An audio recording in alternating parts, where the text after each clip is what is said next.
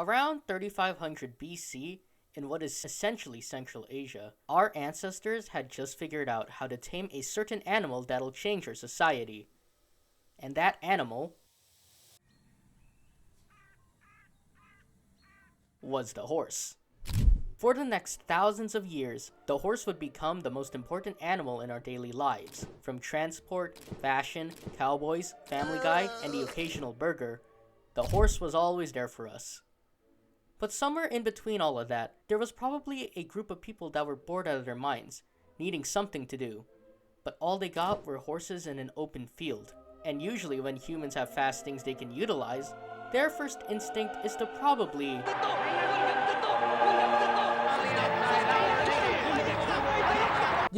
I wonder how the first people to race with horses would feel about today. To see their descendants engage in their creation. But most of all, to see them horses running.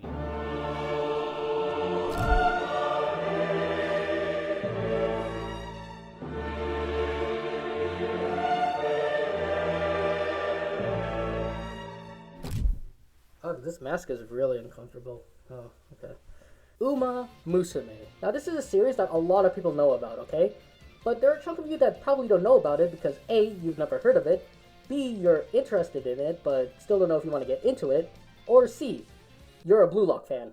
Well, Umamusume is a Japanese multimedia franchise created by Cygames featuring an ensemble of cute anime girls in a high school-like setting. But they're all horse girls. In fact, most of the horse girls here are based on their real-life racehorse counterparts. And they also adapt their stories about their careers too. Some end in tragedy, some in victory, and some even made up because Haru Urara is a special case. Now, I only became a huge fan of this series last year because let's just say I had to work at Disney. That 6-hour flight from Vancouver to Orlando was gonna be absolutely hell, and I already knew that. So of course that meant it was time to start a new show, and it was either Umamusume or Review Starlight. This could have been way different, But here we are right now, celebrating the premiere of Umamusume Cinderella Grey, which is today if I get this video on time, which is probably unlikely. And to prepare myself for this momentous occasion, I decided to rewatch every single animated Umamusume project. We're talking 39 TV episodes, 7 OVA episodes, 2 gag series, and an entire feature-length movie. Oh man. Now, if you haven't seen the show yet, I implore you to stop this video right now and go watch the show and then come back here. Because there's probably going to be some spoilers here. Or if not, you can just stay here and then watch the series later on. Up to you. But now, grab that glass of carrot juice, grab yourself a carrot hamburger steak, because for the next unspecified amount of time, your ass is mine as we take a look back at Umamusume Pretty Derby and try to answer the question, how did Horse Girls glue me to a masterpiece? Also, I'm not going to wear this mask this entire time. This is absolutely painful. Oh my god. Alright, let's begin.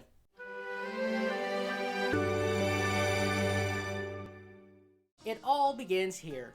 On April 2nd, 2018, Cygames unleashed the first animated project in the Umamusume franchise.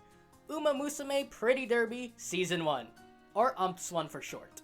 Produced by PA Works, who also worked on Shirabako, Angel Beats, and eventually Skip and Loafer, this is the first TV anime in the Umamusume franchise. But technically it's not the first animated thing because there was the reveal trailer back in 2016, and things were a lot different back then.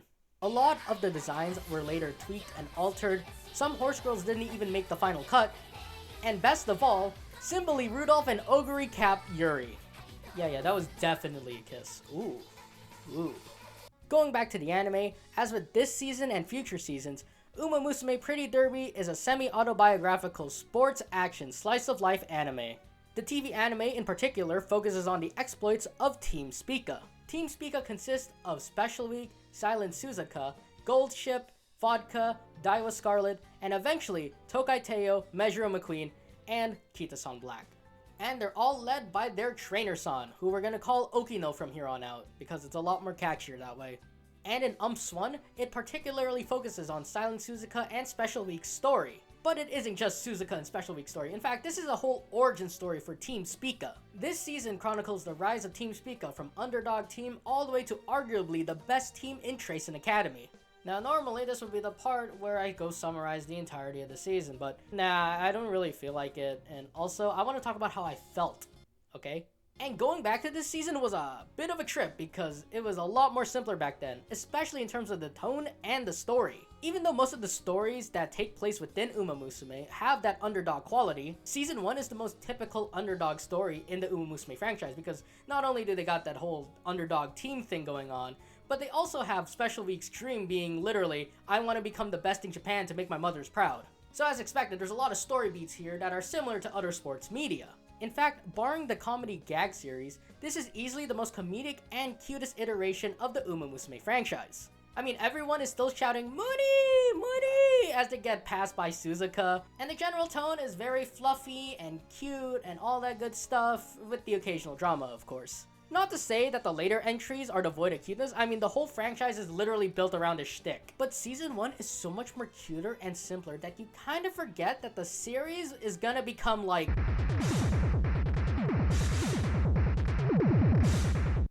that. It's a good way to slowly ease yourself into the Umamusume franchise, with Special Week being a great protagonist to boot. Just like us, she's new to this environment, and she's only guided by her positivity and naivety, and also her relationship with Suzuka.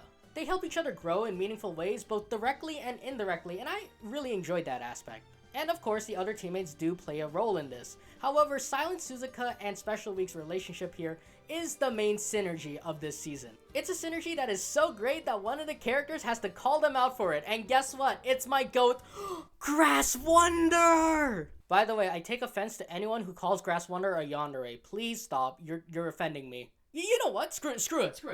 We're gonna be glazing Grass Wonder right now.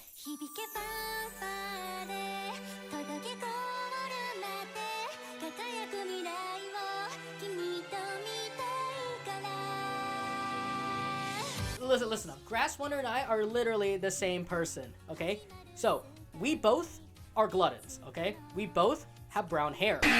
We both have a deep respect and obsession with Japanese culture. But best of all, we both share the same birthday. Hey listen, not a lot of characters in the fictional media space gets a February 18th birthday, so the moment I heard about this, Grass Wonder instantly became my goat. But it also kind of helps that Season 1 Episode 8 is literally the best episode in the entire season. I'm not even biased, I just think that. I am not going to summarize what happens in Episode 8, but I'm going to tell you right now, it was wild. Not only did it have the best looking race in the entire season, but Grass Wonder calling out Special Week for not giving it her all because she was thinking about Suzuka instead of her, it was actually really interesting. In a way, it's kind of like a weird love triangle between Grass Wonder, Special Week, and Suzuka, with Grass Wonder pining for Special Week, who only pines for Suzuka. You could argue that Grass is no different from Special Week, but I'm not gonna hear anyone out. Also, she was thinking of Special Week, who was actually racing in the race rather than Special Week. What is blood? Do you not know what blood is? Okay, did it taste good? And since we're on the topic of Suzuka, if you know the real-life Silent Suzuka story, then you probably already know about the tragedy. This event was known as Silent Sunday, and it's still a very dark chapter within the horse racing community.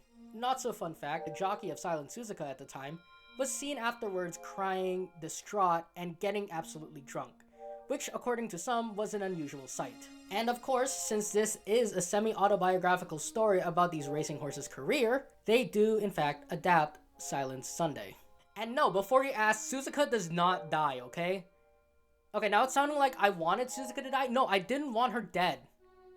Okay, I kinda did want her dead. No, of course not, I'm kidding. But what happens post-Silent Sunday is definitely one of the weaker aspects of the season for me. To basically summarize what Silent Suzuka's arc was like afterwards, 3 words. Diet Tokai Teo. This part of Suzuka's arc definitely felt like the writers weren't confident that they were going to adapt Tokai Teo's story down the line. And so as a compromise, they decided to make Silent Suzuka's arc kinda like Tokai Teo's arc, albeit a bit weaker. It's still nice though, I'm no hater of it. I mean, I love Suzuka. And it's admirable for the writers to come up with a what-if scenario for an icon of the horse racing world that was gone too soon. This would be a lot better if Season 2 didn't exist, but since Season 2 does exist, I just can't help but to make the comparison between Teo and Suzuka. Hey, you know what else happened to Silent Suzuka as well?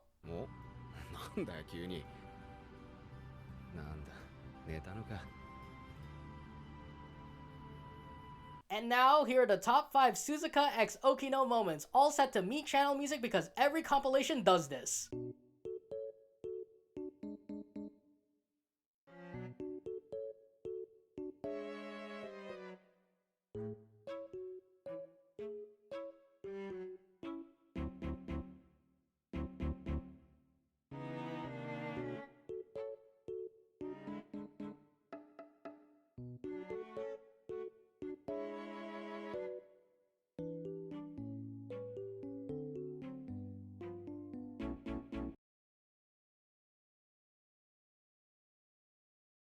And since we're talking about Okino-san, I just wanted to touch on him because, well, he was the character that I feel has the most change throughout the seasons. In fact, in season 1, he feels like an entirely different character. I mean, he's still very supportive and very, very helpful. However, he's up here feeling them horse girl's legs. Like, yeah, that's also kind of me. I kind of want to be like him. But man, yeah, Okino, he was kind of a perv back then. I'm kind of glad they toned it down because he's actually really goated. And speaking of goats, Special Week. She is the quintessential horse girl and the quintessential sports anime protagonist too. Especially in episode 10 where she gets to talk it out with her mother, and it's beautiful to see. And it's also a nice reel-in for her because we kind of forget her dream halfway through. Like, I was like watching the show and then I was like, oh right, yeah, Special Week's dream was to make her mother's proud, yeah.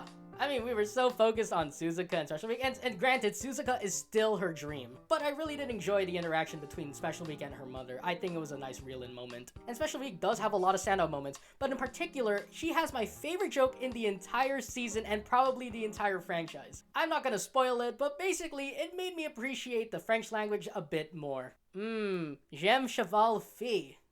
What else is there to talk about season 1? Oh yeah, the Cinderella Greys out here eating donuts. This was also really funny. Oh yeah, and the same episode, Nice Nature's in this. Nice Nature, we're gonna get back to you. She's the goat as well. You know, I don't have a lot more to say about season 1. It really was a simpler time back then, covering only the basics of the Umamusume franchise. Even the visuals were pretty basic. I mean, it's nothing special, but they're still good. But compared to the later seasons, it's definitely something. But still, even after this rewatch, I grew to love it even more. And I know a lot of people are saying to watch the Road to the Top OVA first if you want to get into Umamusume. However, I don't actually think that's a good idea. Not to say that Road to the Top was bad. A spoiler alert, it's really good.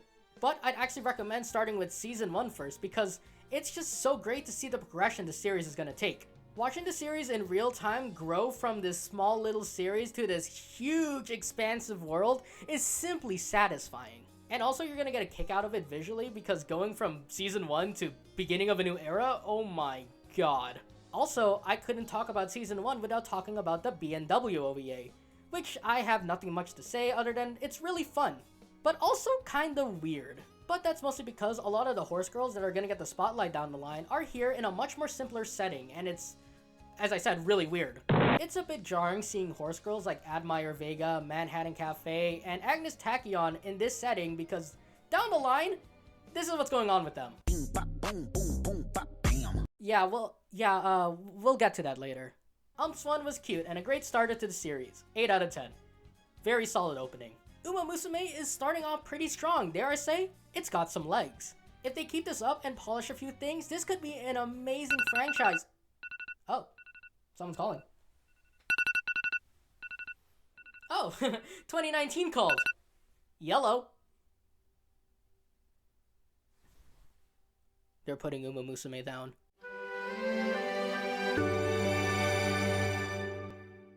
Okay, this section is kind of off topic, but I just wanted to cover it because I have this super funny meme coming up at the end, okay? So basically, in 2019, one of the top producers of Umamusume left Cygames. And we all know when a producer leaves, that's usually a bad sign. Now, I wasn't a fan of the series back then, but apparently what happened is that afterwards, Umamusume kinda went dark. I'm talking like no news whatsoever, and they even stopped posting on their social media pages.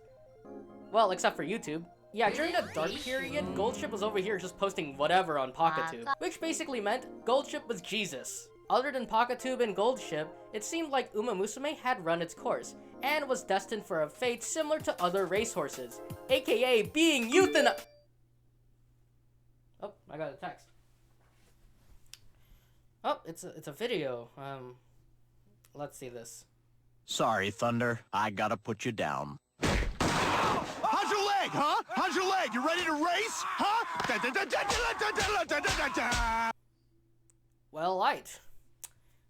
I guess we're back. I put the new 4Gs on the G. I trap into the bloody bottoms is underneath. On January 2021, after 3 long years of waiting, it's finally back.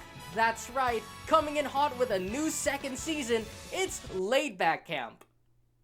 And also Umamusume Pretty Derby. Now, unlike before, this season was produced by Studio Kai, and this was their first project actually. They would go on to produce Super Cub as well as a 3rd season of Umamusume. We'll get to that later. Just like last season, we follow the exploits of Team Spica. This time though, replacing Stupid Weak and Silent Suzuka as the main duo, we have the later 2 additions to Team Spica, Tokai Teo and Meijuro McQueen. We follow their respective racing careers and follow the ensuing rivalry between them. However, not everything is sunshine and rainbows this time around. Oh god. Okay, you know what I'm gonna say right now, if you still haven't seen the show, please stop this video and go watch Season 1 and Season 2 right now, and especially Season 2, then come back to this video. I'm not gonna spoil it, but basically, Season 2 is way better than Season 1, and Tokai Teo is one of the greatest protagonists in all of fiction. There, I said it. Season 1 to me always felt a bit muddled. I mean, on top of being an introduction to this world and an introduction to this franchise, it was also Spica's origin story, Special Week story, Silent Suzuka story, and you got the team regional rivalry, and you also got Broy and all this stuff. It was just a mess. A good mess, mind you, but still a bit messy. But here, Cygames and Studio Kai felt really confident about the series, and now everything feels tighter. It's like a well-run ship. This is really great because now we have time for Meijuro McQueen and Tokai Teo to take the spotlight in this one. And what we get is a more psychological and introspective story than the fluffy chase your dream story from Season 1. And also, it got hella dramatic, which I love. Like, boom, first minutes in, we're already into a race. And guess who's in that race? Simbali Rudolph, the figurehead student council president that always was alluded to in terms of power. Well, she gets to showcase her power here in this race. And the visuals are stepped up now. There's a genuine sense of speed that was always missing from the first season. And boom, watching in the stands, a young Tokai Teo who later gets to meet Simbali Rudolph in his heart-to-heart that's really, really touching. Compared to Season 1's more laid-back opening, Season 2's already flying through the gates with emotional resonance. I mean, they're basically saying, hey, you're gonna cry, okay? You're gonna cry by the end. God, even after rewatch, I still wasn't ready for that. There's a lot more going around in Tracing Academy this time. For example, our good friend Nice Nature, who I only mentioned once in this entire video, well, she's got a team now. This team is Team Canopus, and it all features horses that weren't able to win G1 races in their entire careers. We're talking Ikuno Dictus, Twin Turbo, and Machitane Townhauser. I'm not doing it. I'm not saying it. I'm not calling her that, okay? Anyways, Team Canopus, they're basically the comic relief of this season, and honestly, they're really great. They're like that one meme that went around like 6 years ago or something, you know. Out of your friends, which are you? Truck freak, crazy ass. The fire. But what's so great about Canopus is that they actually play a vital role within the story instead of just being for funny ha-has. As you know, the best comic relief characters are the ones that really help the plot and the characters move forward. You know, you're talking about your Donkeys, your Timon and Pumbas, hell, even like Louise from Ant-Man. Oh. Yeah, my mom died too. And my dad got deported. But I got the van. Team Canopus is one of the greats in terms of comic relief because what they do in this season might actually make you sob. From joy or sadness, I couldn't really tell, but man, they nearly made me choke up. Other than Team Canopus, there's more new and familiar faces roaming around these halls. There's Meijuro Palmer and Dactus Helios, aka #StupidBesties, Kita-san Black and Satano Diamond, who are gonna play more essential roles next season, as well as Mihono Bourbon and all of them, despite not being main characters, are still welcome additions to the overall story. Especially, oh my gosh, I'm not gonna say what happens, but arc, the feels, man, the feels we're feeling. Speaking of feels, the reason why I'm not really talking about Teo and McQueen's story here is because I want you to experience it for yourself. But if you want a basic summarization of what happened to me as I watched the story, well, I was left a weeping husk of a man. And this goes especially for the last stretch of episodes. Oh my god. Even now, I still can't stop thinking about those final stretch of episodes. It might be one of the greatest runs of episodes I've ever seen in any TV show. And by the end of it, man, not a single dry eye in this bedroom here. I was shedding tears. I really want to talk more about the season, like its exploration of themes of luck and fate, its depressing take on the concept of dreams, its realistic portrayal of athlete injury and recovery and the ensuing psychological effects it has, the allegory between Teo, Rudolph, and Kita-san Black, motherfucking twin turbo? I had a whole thing written about season 2, like a whole analysis, but I decided that's better for a separate video. And also, I'd just be spoiling the experience for whoever's watching because you need to experience season 2 blind. But I'll leave the section just like this. It's hard to believe that Cygames was about to pull the plug on the entire franchise, but I'm so glad they didn't and they let them cook. Everything I say here is my actual feelings, okay? So here's the thing. Season 2 is not just one of the best sequels of all time, but is one of the greatest seasons of television I have ever seen. It improves on every single aspect of Season 1, but also adds in a lot of things that not only make it a more satisfying experience, but one that has such a great impact. And dare I say, it is one of my favorite anime of all time. In fact, top 3. There, I said it, top 3 anime. The character work, sublime. The visuals, improved. The themes, beautiful. Tokai Teo, goated! As I keep saying, this is an experience worth watching and an experience that you need to get on right now. It is not just beautiful. It's miraculous. Now, if you remember the question I posed in the beginning, you may think, oh, maybe Season 2 was the reason why he got glued into the series. Well, unfortunately, it's not the answer. And yes, even though I said I've rewatched everything, I wanted to figure out my answer to the question from when I first watched the series. But no, Season 2 is not the reason why I got glued to the series. It may have well been, but you know what? Let's just ignore that. But I'm telling you, please, please watch Season 2. It is... oh my god. Just watch it.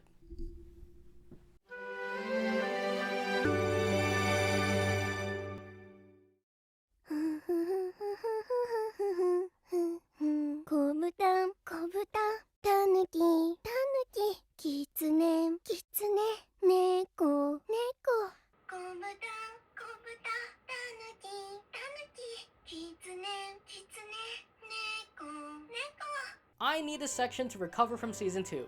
And also, we couldn't talk about Umamusume without acknowledging the gag series as well as the game itself. Now, there are 2 different gag series within the Umamusume franchise, Umayon and Umayuru, with Umayuru being posted on YouTube, with English subs! Oh yeah, also, Umayon came out in 2020 before Season 2 released, but am I gonna talk about a gag series for God knows how long? No. All I have to say about both of these series is that they're fun, and cute, and funny, and yeah, that's all I got. I mean, why am I gonna speak deeply about a gag series? I think the highlight for me out of these 2 is when Umayuru had this episode where Grass Wonder raps. That's the reason why she's my GOAT. But now it's time to address the Cheval Grand of the Rune, the gacha game. From a guy who doesn't really play gacha games or mobile games in general. Now, you may be wondering, how am I playing this game exactly even though I live in Canada, therefore that means I don't have the global version yet. Well, there's a thing called using a VPN to download DMM to download Umamusume and then downloading the Hachimi translation patch. In other words, I'm tech savvy. Alright, so breaking news, I can no longer boot up Umamusume on my laptop. I think I screwed something up. So like everything I say afterwards is like, is true. I just can't get footage from it. Yeah. And now that I played the game with half the dialogue translated and my limited Japanese vocabulary, I can safely say that the Umamusume gacha game is definitely a gacha game. To put it simply, it's basically a racing sim in which you raise the stats of the horse girl of your choice to do better in races and stuff. So as an equivalent, it's kind of a ripoff of Raise a Peter. And there's also a surprising amount of depth here. I mean, there's campaigns and events, and you gotta raise your horse girl's motivation up, and there's story scenarios and support cards and all that good stuff. And to be fair, the only reason why I downloaded this game in the first place was to check out the Uma Viewer, in which I get to see all the assets. Like, I get to take a look at my girl Almanai doing the Tamamo Cross victory pose. That's pretty fun. Also, not to flex, but speaking of Almanai, I managed to get a duplicate of her SSR support card, so suck on that. Also, since we're speaking about the gacha, I don't know if Cygames is watching me, I don't know if there's a secret camera, I don't know if they're in my walls, but I'm not even joking when I say this. but my first 3-star horse girl was Fantasy Grass Wonder. What are the chances that my first 3-star horse girl was my birthday horse? And also the goat. I don't know where you are, but thank you. And although this game is not my cup of tea, I can understand why it's everyone else's cup of tea, and I can totally understand why it grows $2 billion! That amount has probably lowered throughout the years, but still, man, it could still be a $1 billion franchise, you know? And fun fact, they grow so much money from this goddamn game that Cyber Agent, the owners of Cygames, was able to air every match of the 2022 FIFA World Cup for free. Let me say that again. The entirety of the 2022 World Cup for free. I mean, I'm not saying that Umamusume was the only reason why they were able to make that happen, but $2 billion that year? Yeah, sure. And also, it wouldn't be the last time that Umamusume would get roped into the world of football. We'll get to that later. Alright, we all know Umamusume at this point is a cash cow. Or cash horse. It's got a lot of money. And now that you're on top, what would you do to flex on everyone? If you said make an anime miniseries free to watch on YouTube with English subs, then you'd be correct.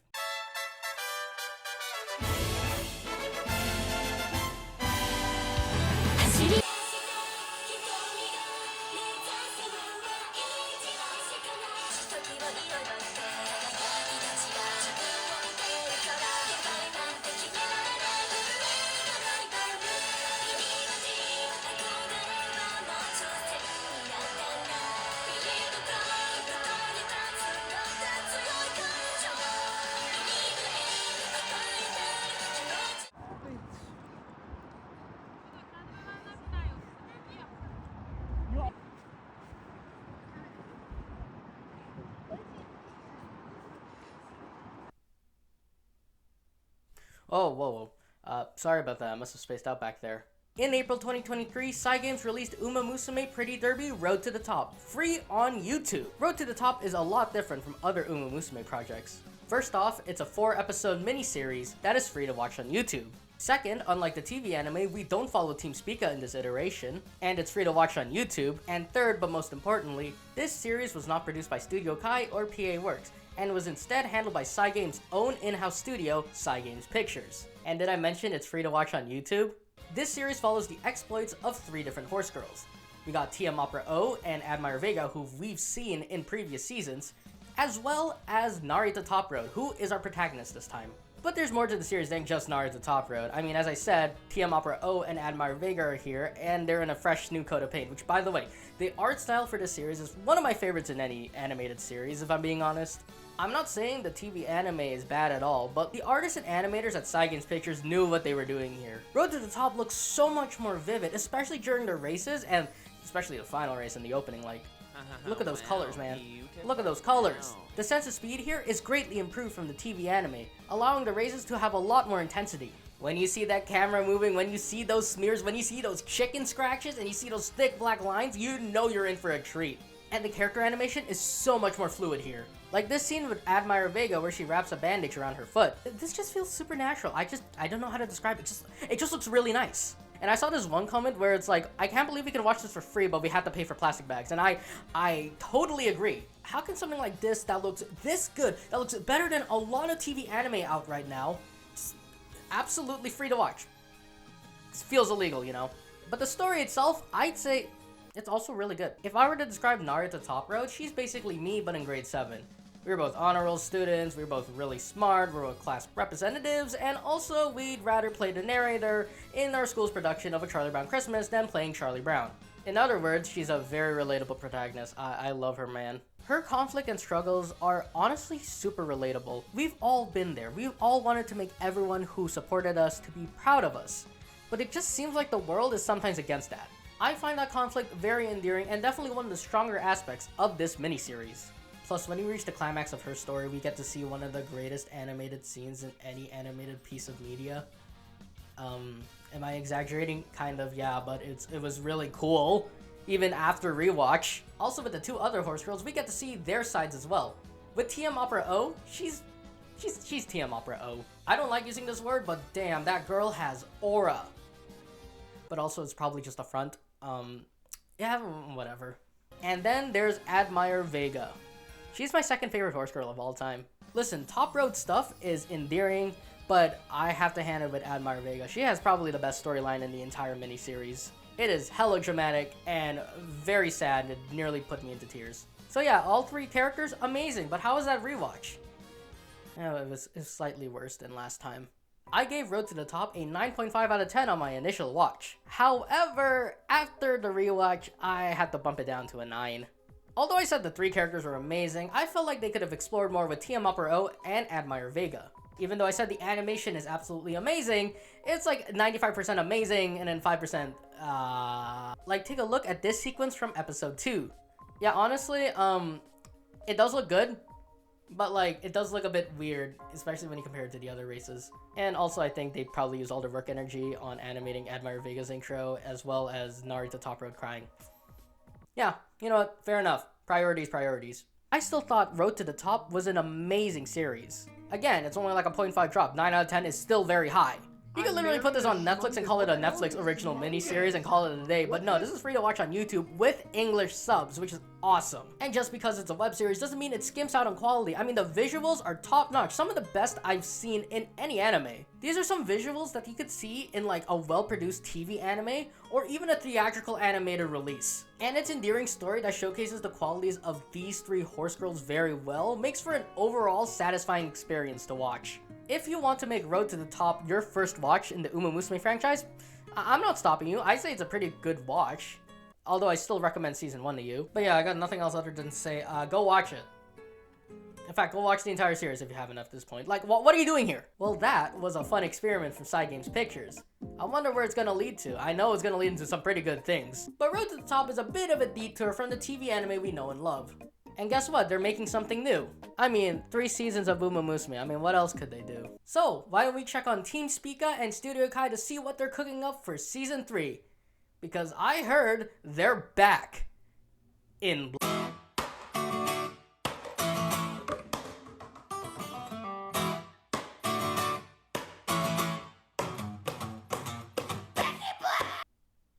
Are you actually kidding me? Hawk to a Girl has been cast as Hawk to a Girl in Glenn Powell's new comedy series, Chad Powers. Umamusume would never. That's why they're my goats.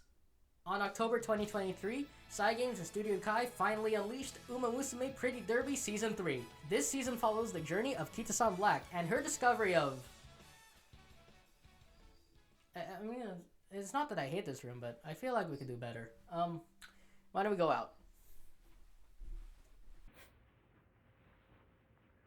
Hello! We're gonna be discussing about Season 3, Umamusume Pretty Derby Season 3, in this chart I made that, this is the 3rd time I filmed this, okay? And I took everything in one take. I'm gonna do the same thing again. One take. Alright, let's do this.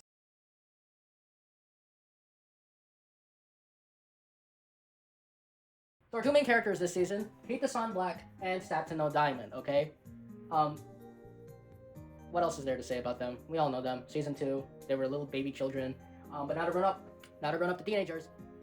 Beautiful. So anyways, Kita-san Black and Satano Diamond, see, what's so special about them is that their rivalry is not an inter-Spica rivalry, okay? It's not within Spica itself. Okay, so let me explain. So Kita-san Black is our main protagonist, like our main protagonist, okay? So Kita-san Black is part of Team Spica, of course, because every protagonist in this series has to be part of Team Spica if they want to be the protagonist, okay? So right, Team Spica, you know, there's everybody, you know, Special Stupid Week, Silent Suzuka, Goldship, Measure McQueen, Tokai Teo, Trainer-san, Daiwa Scarlet, Vodka, you know, everyone's there, right? Yeah, that's just mostly because, like, Tokai Teo is Kita-san's idol, right? And, you know, like, Kita-san looks up to Tokai Teo, right? But also, like, here's the thing, now you would assume, like, oh, Satano Diamond will be part of Team Spica because her idol was frickin' Measure McQueen. But no, it's not, because she's part of Team Capella. Team Capella, the Satano family race team. Yeah, and Team Capella, the coach is this very hot maid. She's really hot. She doesn't have a name, but she's really hot. I'd put her in my Tomodachi Life island, and I'd marry her. I would try to marry her. You were so goddamn pretty. Anyways, so Satano Crown. This is Satano Crown. She's part of Team Capella, and Satano Crown, did you know, was voiced by Nishika from Bocchi the Rock, or if you base people know, Noah from Blue Archive. Anyways, moving on. So the funny thing is that Kita-san and Satano Diamond have this rivalry, right? So they're like, oh, so we're rivals, but also best friends. So it's kind of like Teo and McQueen, right? But the thing is, though, Satin no Diamond doesn't even race yet. Satin no Diamond's not even racing yet. Because if you know your horse lore, Kita-san Black is like older than Satin no Diamond. So that technically means that like Satin no Crown, who is racing against Kita-san, is technically the first Satin no rival over Satin no Diamond herself, which is okay. It's kind of weird, but like I get it, I guess. So Satin no Diamond, she's out of the equation for now, so she's not even racing. So who is Kita-san's rival technically? So her first rival, other than Satin no Crown, is Duramente. Duramente is this very intimidating horse girl, right? And she's like badass, and I hate to use this word, but she has aura, like that kind of aura, and she's also like, you know, badass. I already said badass. Okay, whatever. I'm running out of vocabulary. So anyways, Kita-san Black sees Duramente as this like big foe, and she's like, oh damn, she keeps winning against me. I hate that. And it's leading up to something like, oh, is Kita-san gonna win? Is Kita-san gonna win against Duramente? It's like this, like one of her big goals, right? Is this gonna be a big goal? Okay, so like that happens, and Kita-san is now in a big slump. She's like, oh, I can't defeat Duramente, aw, right? And then there's also like this training episode where it stars Mihono Bourbon, and I don't know who that is, but I don't know why I put her there. But anyways, Kita-san, big slump. So let's move on to Satin no Diamond for now. So for this entire time, Satin no Diamond has just been like, yo, go Kita-chan, you can win, let's go, right? But then she finally gets to start racing on her own, and she finally gets to race with people. And she's doing fine. She's doing okay. She's not doing particularly great, but she's doing fine, I guess. But that all leads to arguably the best episode of the season, episode 6, Diamond. This episode is one of the best episodes in any Umamusume series. I loved it. It was very emotionally powerful, and no offense, but I just kind of thought that like Satin no Diamond would have been a better protagonist than Kita-san Black, honestly. But whatever. Kita-san Black's Kita-san Black. But yeah, and as I said, Kita-san Black, she's kind of having a big slump at the moment, but she's like, yo, go Daya-chan. You'll do good. You'll do good. I mean, she has been winning races, but it's just kind of like the slump's still there, okay? But episode 6 is the turning point because it all leads to Kita-san Black and Satin no Diamond being able to race against each other. And that's great. That's great to see. Now we see the rivalry kick in after like 7 episodes. Okay, this is where things get interesting, right? So in one of the races, Kita-san loses against Daya-chan, and she's like, oh no, I'm in another slump. Another slump, baby. So then she goes consult with our goat, Nice Nature. Where is she? Nice Nature, yeah. So actually, she does consult with Nice Nature a bunch of times within the season, and although it's pretty cute, I don't understand why Kita-san wouldn't go to Tokai Teo. I mean, it is said that Tokai Teo is just like, yeah, I'm doing this hands off, she can figure this on her own. But like, come on, I just want to see a conversation between them. And, like, there is a conversation, spoiler alert, but that comes on the way later, which, okay, I guess. So anyways, Nice Nature's our teacher for Kita-san, and I think this is just an excuse because, number one, Nice Nature's a favorite character with the animation director of the show, and also, like, I bet he's also a big fan of Love Live Nijigasaki High School Idol Club because it's literally just that. Whenever Nice Nature and Kita-san Black talk, it's literally just Shizuku Osaka and Yu Takasaki talking with each other. I mean, it's literally the same voice actors. We got Hinaki Yano, Yu Takasaki, Kita-san Black, Kaori Maeda, Nice Nature, Shizuku Osaka. Like, do I think it's cute? Yes, it's cute, but it's like okay, now you're like pushing it a bit. So, anyways, they go on a date the next episode before their big race, and like Kita-san was at a big slum, and now she takes Satin no Diamond out on the date. It's very cute, shows their friendship very well. There's like a scene where it's like 2 minutes of no dialogue, and it's just them exploring the countryside and eating food, and it was wonderful. I would have loved to see more of that within the season, just about their relationship. But you know, if you gotta follow real life horse lore, you know, that's not really the case. Anyways, that leads to the big race, episode 9. They're on fire. And it's a wonderful race. They're running with each other, and like it's just a beautiful race, right? It's like perfect for their rivalry. And you're like, oh, I wonder where this rivalry is gonna lead to. It's gonna lead into something amazing. And Satin no Diamond's going to France, everybody. She's gonna go compete in that L'Arc de Triomphe thing. You know, the El Condor Pasa race. Yeah. So anyways, Kita-san Black, yeah, she's in another, guess what? She's in another big slump. It's almost like these riders are kind of fabricating conflict for Kita-san Black. That's great, right? So, again, slump, but this is her biggest slump yet. I already spoiled like half the season already, but basically, it's kind of like if LeBron James won an NBA final and an Olympic medal in the same year, and she was like, I don't know if I have it in me anymore. So it's kind of like that. I think it's a very interesting concept to explore in a sports drama, but like it came like that. It just appeared out. It's just boom, right? And this is all kind of like said because like it also kind of ties into Gold Ship. See, Gold Ship is technically our Speaker rival of our season, right? But not really because there's only like 1 episode, right? But like she gives Kita-san this Rubik's Cube, right? And the Rubik's Cube is a metaphor. I'm not saying what the metaphor is. You figure it out yourself. But yeah, so there's that. And now Kita-san Black, big slump. What now? She's racing these races and now she's just not feeling it.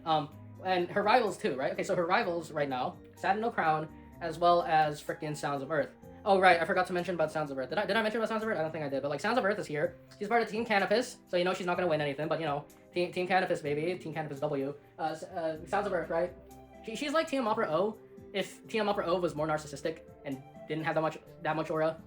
I'll say she's bad though. I like her. And she's also like a Kita-san rival. So anyways, going down the rabbit hole. Okay, so with Sounds of Earth and Sound No Crown being her rivals, she's just kind of like, oh, what am I doing? What am I doing? And guess what? Did I mention that she only had 2 rivals? No, she has 3 rivals. Guess what? Here comes frickin' Cheval Grand, everybody. Chevy, Horse Grand, Chevy. I love Chevy. Okay, I actually do like Chevy a lot, but like, it just her conflict with Kita-san just kind of like, it came out of nowhere.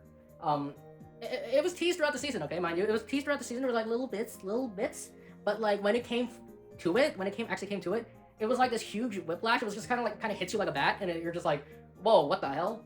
It's good. It's good, mind you. It definitely fueled my like Yuri angst, but again, too late, and it's just too much. So she has 2 sisters, right? Buglos and Verxina, and they're kind of like the Measure of Palmer and Dactys Helios of the season. They're not as funny, but whatever. Right, so Chevy, cool character, pretty cool rival, although it came way too late, if I'm being honest. Okay, we're almost done, okay? So, let's go back to Satin No Dimes in France, right? She's doing L'Arc Triomphe, and she got 15th place. Big whoop. So she goes back to Japan, but no, she's not racing with Kita-san anymore. She's like, oh, go Kita-chan. No, you do it. You go Kita-chan. And then it all leads to the big race. So we got Chevy, we got freaking Sounds of Earth, Satin No Crown, not the Remente, okay? The Remente's not there. But it all leads to the big final race with Kita-san Black, with the Artie McKinnon. Look at that face. Look at that face of anguish. And, yeah, that was season 3, everybody. The messiest season in the entire franchise. It was a fucking mess. But most of the complaints I have is just that it's really messy. Kita-san Black's career is not a very interesting choice for like a sports drama like Umamusume at all. Even though I love Kita-san is like a really great protagonist still. She's like really fun, and I love Hinaki Anno, but it's just kind of like her career's not interesting, okay? Like his career, like Kita-san Black's career, not interesting at all. But you know what? Would I say it's still better than a lot of TV anime out there? Yes, I would say that. But still, as an Umamusume project, it is kind of whatever in the grand scheme of things. Overall, I give it's an 8 out of 10. I really had more to say about this, but I felt like I would have been reiterating it. So, yeah, this is all you're getting. Hi, I'm back. I don't have a jacket on. At the moment, this is currently Studio Kai's most recent Umamusume production. And it might be the last one. And it's not just because Cygames Pictures exists, but like, the reception to Season 3 was lukewarm at best, and although I hate to admit it, it seems like Team Spica doesn't have any more stories to tell. Well, that's other than a Vodka and Diva Scarlet story, which, yeah, please get on that. And with the critical success of Road to the Top, I think Cygames realized that they had a golden opportunity to take here.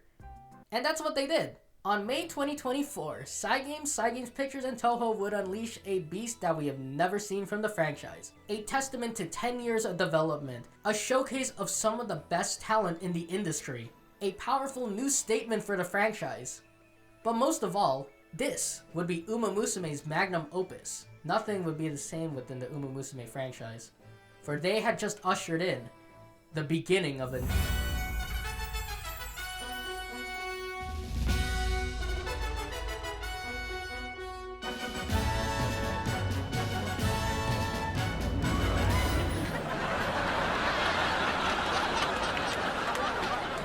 Oh my god.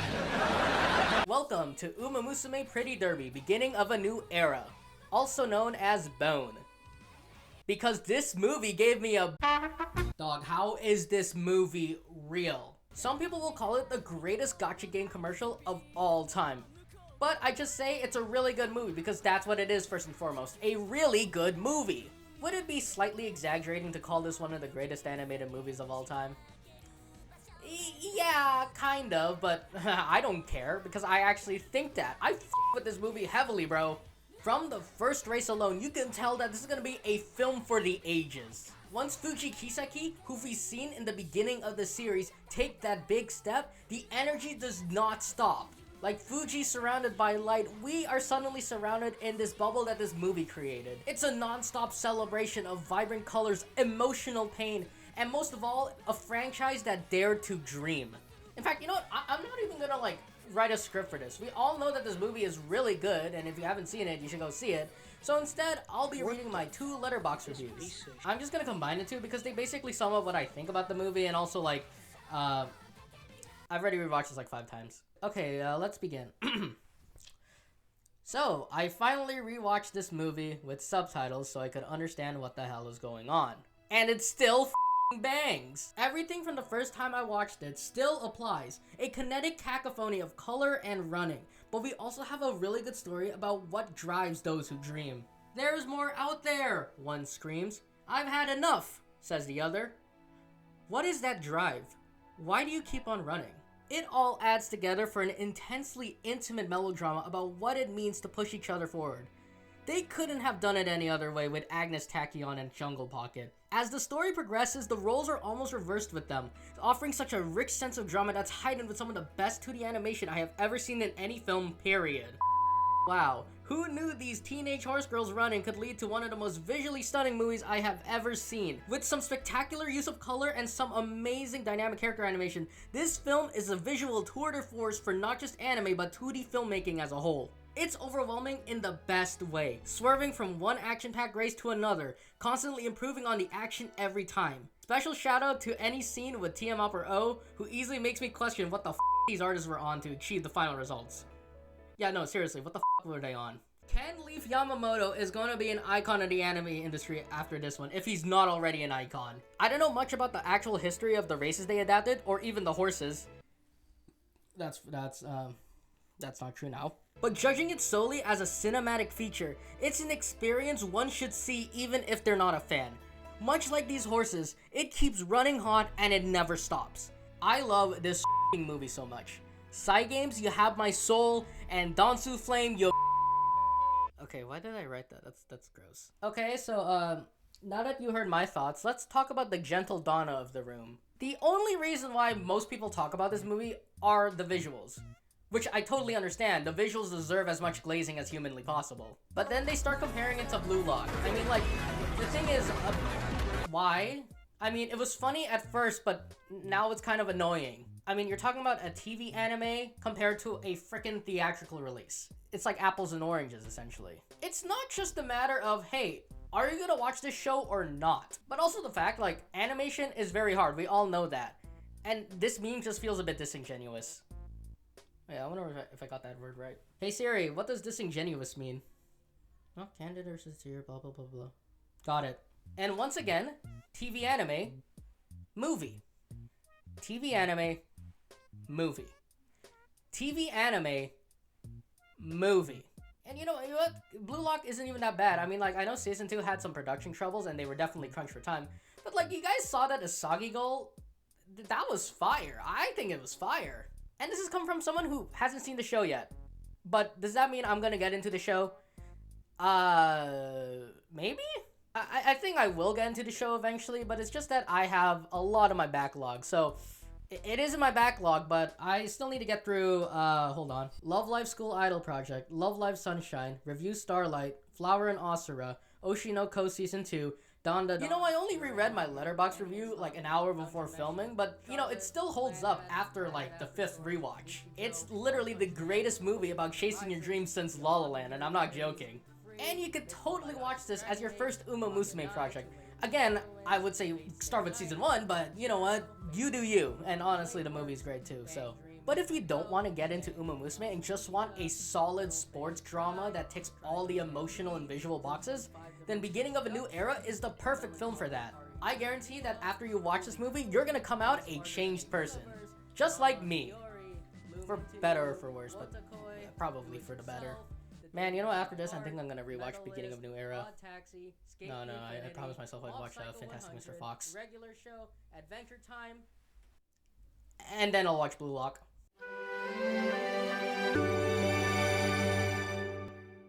You know, when I was in the middle of watching the first season last year, There was a part of me that wanted to drop the series for some reason. I mean, I think I was really busy with work, so therefore I didn't have much time to watch it, but I am so glad that I decided to just stick with it and commit to the series because, oh my god. For something like this to work, we're talking an attempt to capitalize on the lucrative potential of the horse racing industry mixed with the saturated idol industry.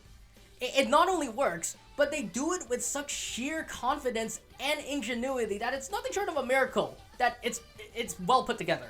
The series, of course, was mandated to make as much money as humanly possible, which it does so effectively. But it doesn't feel sterile or corporate like other franchises, as dystopian as that sounds, because the line is blurring. Even with the weaker parts of the series, you can't deny that Cygames and everyone involved in this project had so much fun working on it. The passion and enthusiasm from the hundreds of artists, animators, writers, and producers, and more, are shown here greatly, and it's enough for someone like me, who was never interested in horse racing, to suddenly be interested in it, and now I kind of want to go to Japan to catch a horse race. Character development, everybody! Woohoo! There are also the manga projects that are fun reads as well. We're talking like Umameshi, Star Blossom, Haru Urara Gambare, and my favorite of them all, Cinderella Grey. I have reread Cinderella Grey at least 8 times, and man, this does not get tiring at all. And the music, oh my gosh, the music is bang. From the score to the songs, they all rock.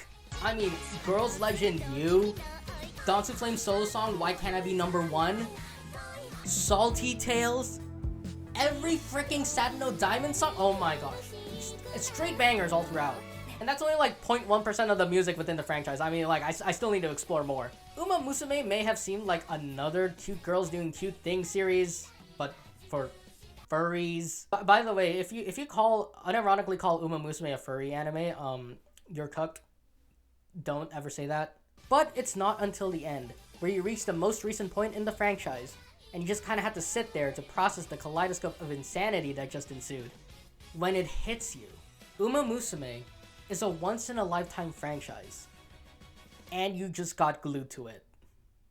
Okay, but we didn't technically answer my question yet. How did Horse Girls glue me to this franchise, okay? Was it the stacked but impressively memorable cast of characters that are not only unique in their own way, but make this world a lot more livelier? No. Was it the ever-evolving visuals that push the boundaries of 2D animation? Not that. Was it the stories and themes that hit every emotional checkbox with such sincerity and ingenuity? No, not that either. So what is it then? Why did these horse girls glue me to this franchise? Legs. This entire video was one big leg joke. I'm being serious. Legs. Alright, I'm gonna go now. Good night. Fuck.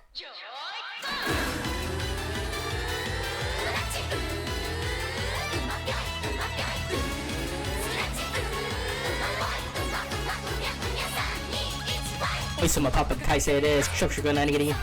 Dai 1第2第3集合。メンタルギリギリ終章です。今日もめちゃめちゃ大地置いてみ。米食えて。あの子はその子はどいつもこいつもあらら泣かないで吹くんじゃね赤木ヌートの今日の勝利の女神は OK 私だけに注意する虹の彼方へ行こう風